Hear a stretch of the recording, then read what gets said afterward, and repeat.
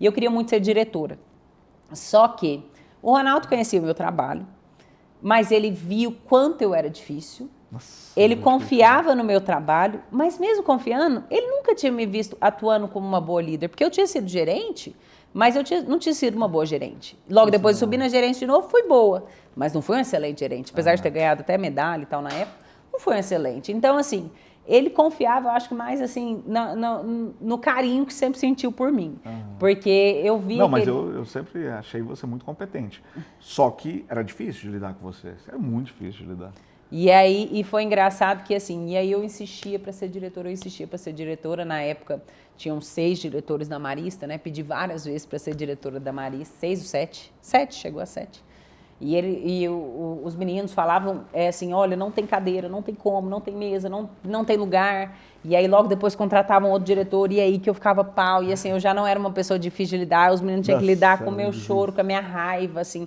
Eu era uma pessoa que eu achava bonito falar que, quando eu tiver com raiva, você vai ver, né? Quando, assim, eu sou uma pessoa transparente, eu achava que era uma virtude, isso, né? Não entendi o quão infantil é.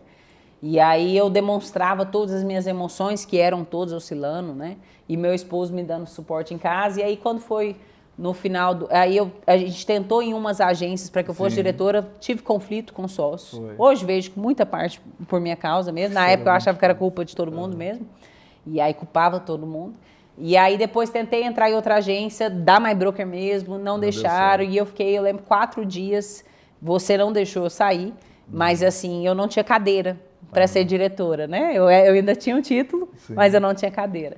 E aí até que você arranjou uma mesa para mim lá na Marista. E aí foi quando eu conheci meus meninos, né? A William, Duane, o Thales, a Custódia, agora que eu falei, vou ter que falar todos, porque senão vão ficar com raiva, né? A Adriana. E aí o Matheus como gerente ali, né? A Duane, enfim. E aí o PH. E quando aquela equipe, eu vi, assim, que aí já foi o começo de 2020. Os meninos eram todos novatos, né?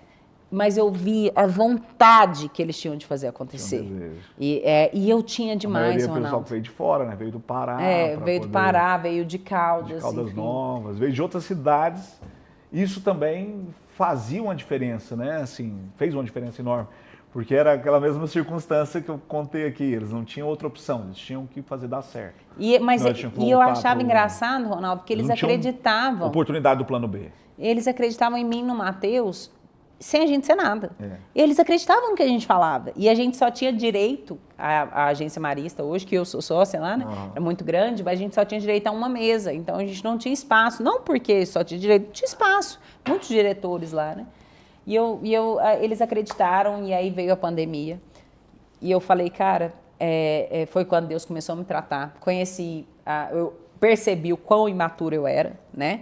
Por essas coisas, falo o que eu penso, amor próprio, assim, polêmico também, mas é real.